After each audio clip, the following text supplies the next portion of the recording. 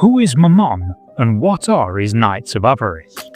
In the Great War for Creation, the infernal war council of the Court of the Seven-Headed Serpent has seen a bewildering carousel of marquises, margraves, lords, ladies, dukes and barons ascend hell's nobility to become an archdemon.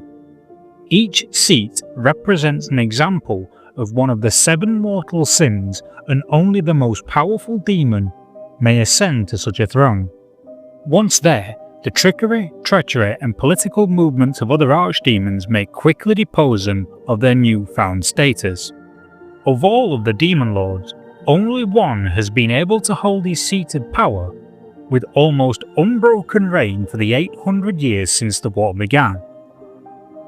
This seat belongs to the Lord of Greed, the greatest archdemon of his kind, who hoards wealth and treasures uncounted, he who covets the saintly warriors of Prussia for his Goetic warlocks, the great, the opulent Mamon.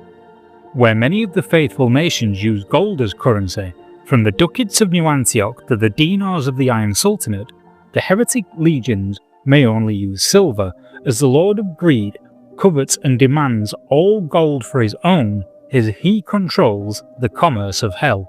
In the Levant, much of what was Egypt before its fall is patrolled by the Prince of Greed's forces and has become his stronghold in the region.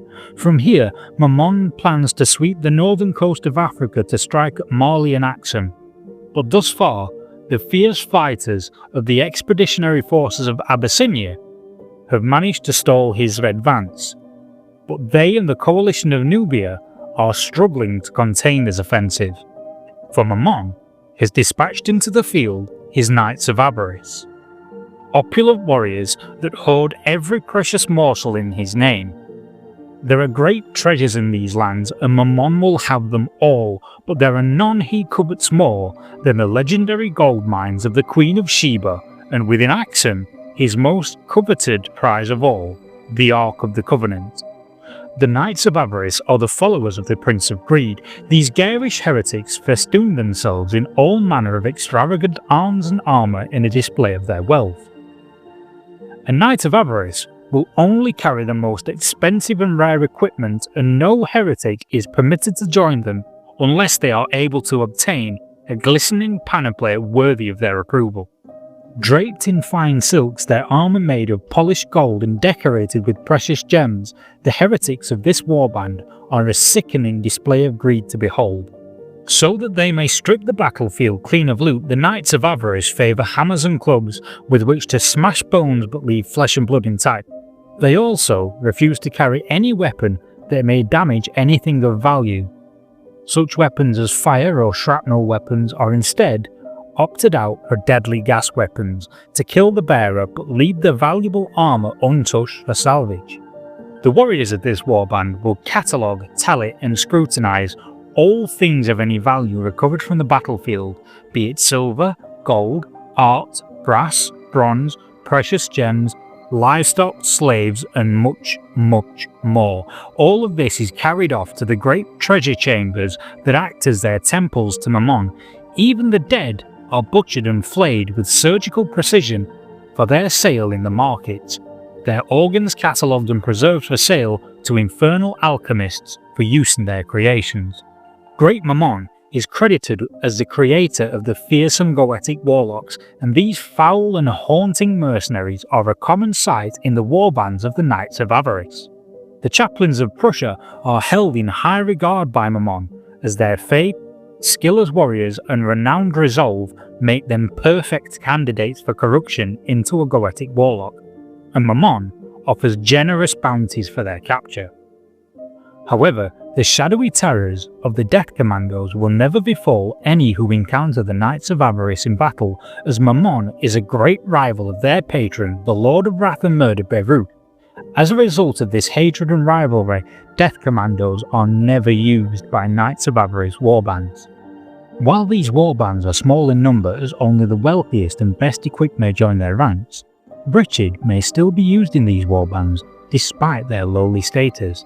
These lost souls are the debtors to Mamon. Unable to pay the Prince of Greed, they are pressed into servitude as the cannon fodder and playthings of his chosen warriors. Where the other Heretic Legion warbands would rain destruction on their foes with artillery witches, the Knights of Avarice bring an altogether more notchous bombardment to war.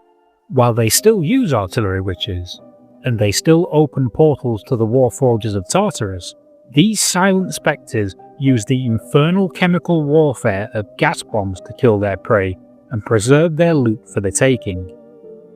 Similarly, the hulking Anointed will stride to war bedecked in shining bronze, brass or golden armour, but forego their flamethrowers in favour of deadly gas grenade launchers.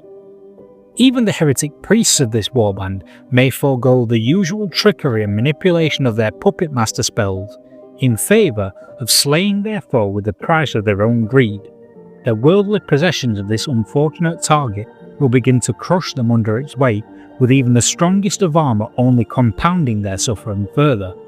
Their want for better equipment to protect them from the horrors of war ultimately becomes their undoing, as their greed literally crushes them under its sinful weight. Throughout the faithful nations there are many traders and merchants who secretly worship Mamon in the hopes that he will grant them great riches and wealth.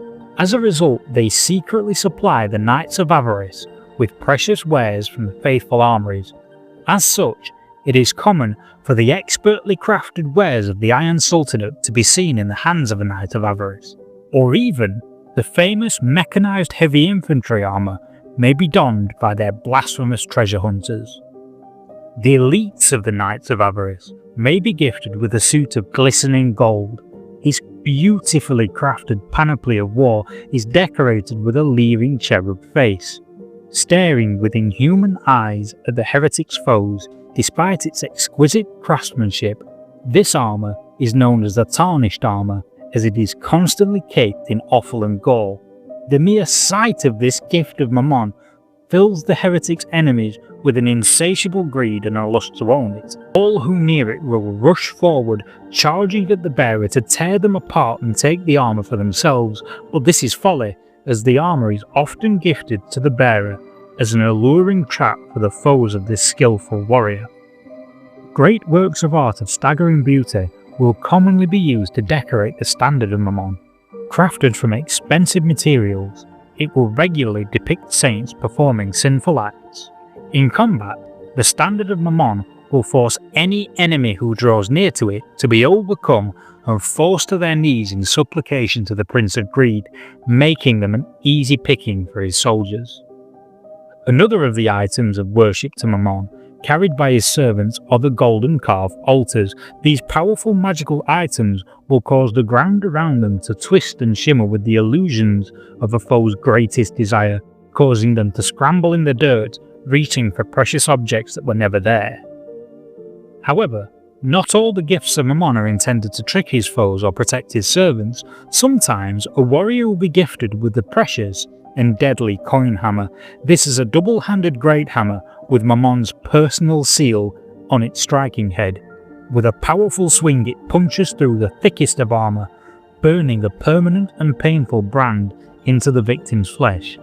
Mamon finds great satisfaction in the coin hammer's use, as it strikes like a minting press, leaving his mark forever on the skin of his foes.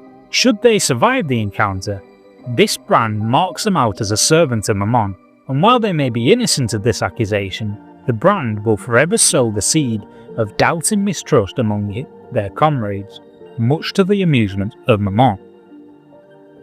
So what do you think about the Knights of Avarice? Let me know in the comments below if you'll be bowing to the Prince of Greed and taking to the tabletop with this warband. Please like, subscribe and click the notification button. And if you'd like to learn more about the Heretic Legions, click the video link to your left.